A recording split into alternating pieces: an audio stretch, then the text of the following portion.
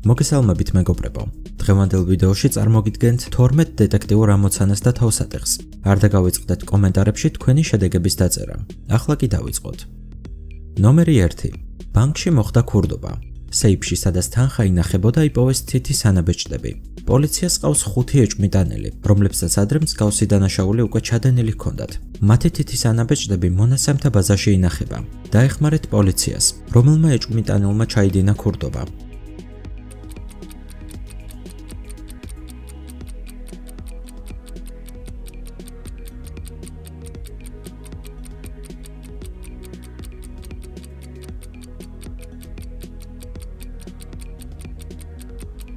ეს იყო მეოთხე ეჭვმიტანილი.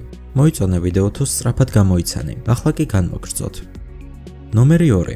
ჯონის ავტომობილი ქალაქგარეთ ბენზინგასამართ სადგურზე გაუფუჭდა. მას სასწრაფოდ სჭირდება ქალაქში ჩასვლა.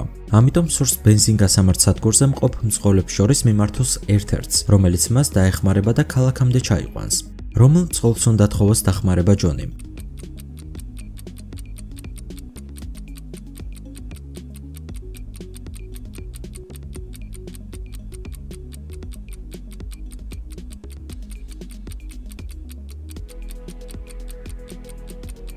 თუ საკმარისად ყურადღებიანი ხართ, მაშინ დასაწყისში ჯონის უკან რამდენიმე განცხადება შეამჩნევდით.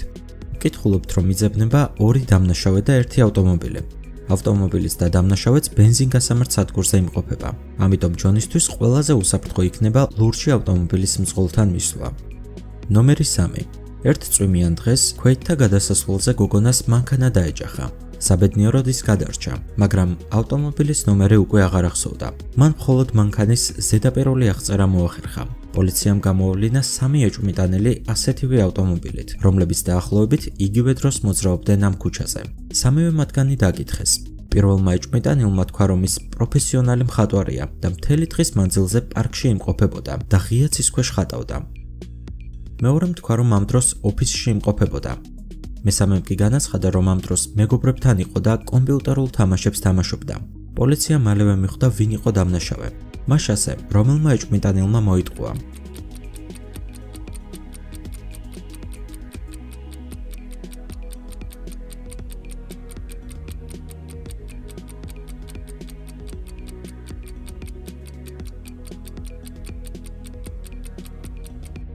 როგორც უკვე ამოცანის დასაწყისში აღვნიშნეთ, ავარიის დღეს წვიმდა. ეს კი იმას ნიშნავს, რომ პირველი ეჭვმიტანილი პარკში ვერ იქნებოდა და ვერც ხატვას შეძლებდა. ესე იგი, მან მოიტყუა. ნომერი 4. კარიბის ზღვაში ერთ-ერთ უკაცრიელ კუნძულზე ტელეგადაცემის გადაღება მიმდინარეობდა. ერთ დღეს გადამღები ჯგუფის ყველა გენერატორი, რომელიც ელექტროენერგიის გენერირებას ახდენდა, წყობრიდან გამოვიდა. ახალი გენერატორების ჩამოსვლას 3 დღე სჭირდებოდა. ამ დროისთვის მათ წყლის და საკვების საკმარისი მარაგი ჰქონდათ. ლოდინის მეორე დღეს ერთ-ერთი წამყვანი მოკლული იპოვეს. პოლიცია იმავე დღეს ჩავიდა კუნძულზე. დაადგინა მკვლელობის მიახლოებითი დრო და დაკითხა გადამღები ჯგუფის ყველა წევრი. პროდიუსერმა თქვა, რომ ამ დროს ის მომავალი 1 კვირის გადასაღებ გეგმას ადგენდა. სცენარისტმა განაცხადა, რომ მთელი დღის განმავლობაში სცენარზე მუშაობდა. მეორე წამყვანმა თქვა, რომ ამ დროს ის ირუჯებოდა. ოპერატორმა კი თქვა, რომ ის მთელი დღე ტელეფონზე თამაშობდა. რეჟისორმა განაცხადა, რომ ამ დროს ის სანაპიროზე იჯდა და მედიტაციით იყო დაკავებული. მას ასე, რომელმა მოიტყუა, რომელია დამნაშავე.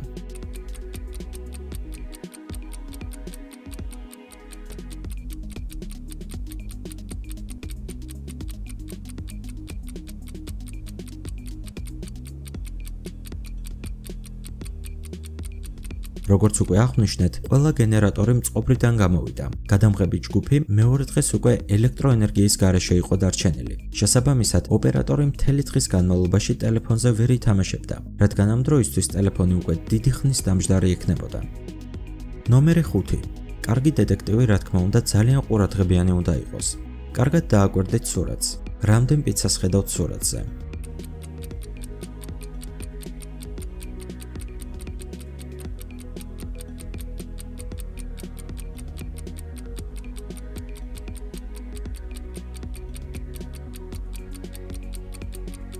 სურათზე სულ 12 პიცაა. ნომერი 6. მსხვილი კომპანიის დირექტორის საკუთარ კაბინეტში გარდაცვლილი იპოვეს. კვლელობის ბრალდებით დაკავებული იქნა 3 ეჭვმიტანილი, სამივე მისი მოადგილე, ილია, მარი და ლუკა. ერთადერთი ნივთმტკიცება, რომელიც ადგილზე იპოვეს, იყო გარდაცვლილის კალიგრაფიით დაწერილი ციფრები. დაეხმარეთ პოლიციას იმის გარკვევაში, თუ რას ნიშნავს ეს ციფრები და ვინ არის სინამდვილეში დამნაშავე.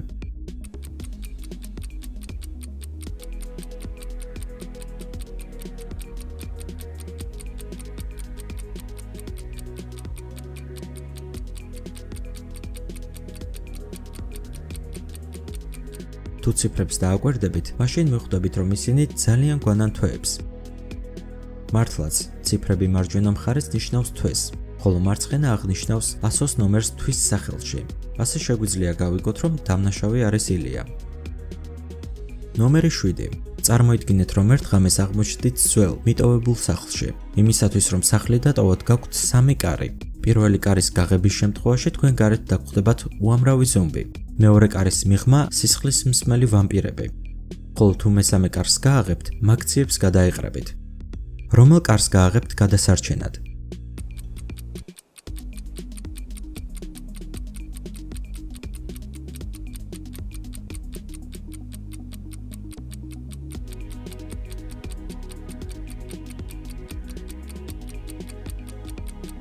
თუ ყურადღებიანი ხართ, დასაწყისში ცაზე შეამჩნევდით ნახევარმთვარეს. როგორც ვიცით, მაგციები გარეთ მხოლოდ სავსე მთვარის დროს გამოდიან, ასე რომ სახლის დატოვებას უსაფრთხოდ მხოლოდ მესამე კარიდან შეძლებდით. ნომერი 8. პოლიციამ იპოვა დაკარგული ბავშვი. ის იმდენად პატარა იყო, რომ ვერ ასახელებდა მისი მშობლების სახელს და ადგილსამყოფელს. პოლიციაში მოსული 3 ქალბატონი აცხადებდა, რომ ეს მისი შვილი იყო. თითოეულ მათგან შესთავაზეს ბავშვთან რამდენიმე წუთის გატარება პოლიციის თანდასწრებით. პირველმა ქალბატონმა ბავშვს მოუტანა შოკოლადი, კოკა-კოლა და კარტოფილი ფრი. მეორე ქალბატონმა ბავშვს კითხვების დასმა დაუწყო. თქვა, რომ ის მას ყველგან ეძებდა და ძალიან შეშინებული იყო. მესამემ ბავშვს სათამაშო მანქანა მოუტანა და თქვა, რომ ეს მისი საყვარელი სათამაშოა. ახლა კი ქალბატონების ქცევებიდან გამომდინარე გამოიცანეთ, რომელია სინამდვილეში ბავშვის დედა.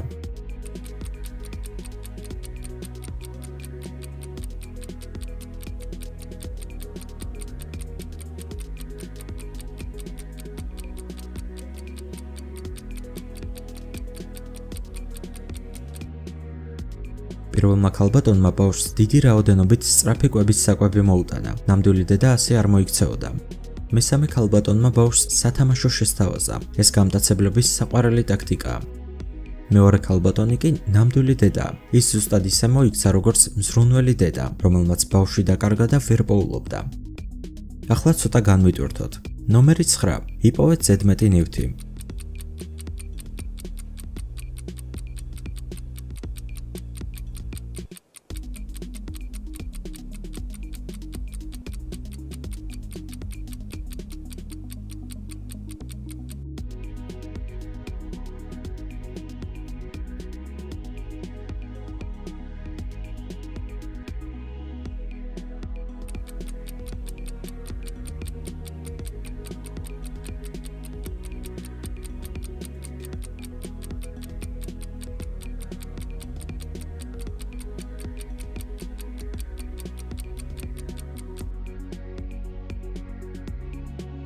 ნომერი 10. 4 ქორდმა მოიპარა ოქროს ზოდი. მათ გადაწყვიტეს ოქროს თანაბრად გაყოფა, მაგრამ ის უცნაური ფორმის იყო. მას ასე, როგორ უნდა გაყონ მათ თანაბრად ეს ოქროს ზოდი?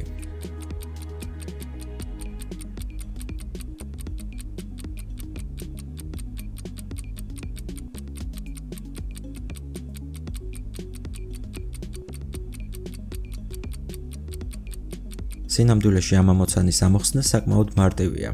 ოქროს ზოდი მათ ამ მეთოდით უნდა გაიყონ, ასე ოქრო თითოეულს თანაბრად შეხვდება. ნომერი 11. ქალების საფერფარეშოში ქალის სხედარი იპოვეს. დეტექტივმა ვიდეო კამერების ჩანაწერი მიიღო. დარბაზში იმყოფებოდა 5 ადამიანი. კარგად დააკვირდეთ სურათს. თქვენი აზრით, რომელმა მათგანმა მოკლა ქალბატონი?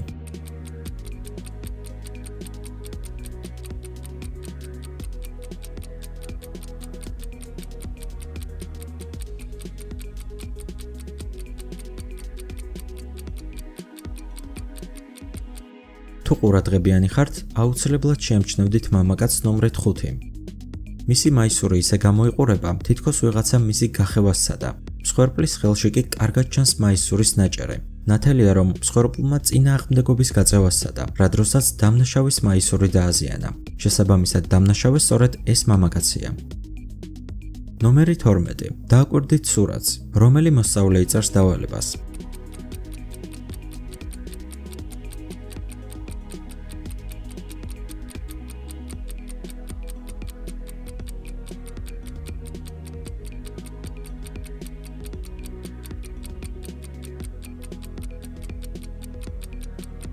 თუ კარგად დააკვირდებით, ამ მოსწავლის ხელზე დაინახავთ ეგრეთ წოდებულ შპარგალკას.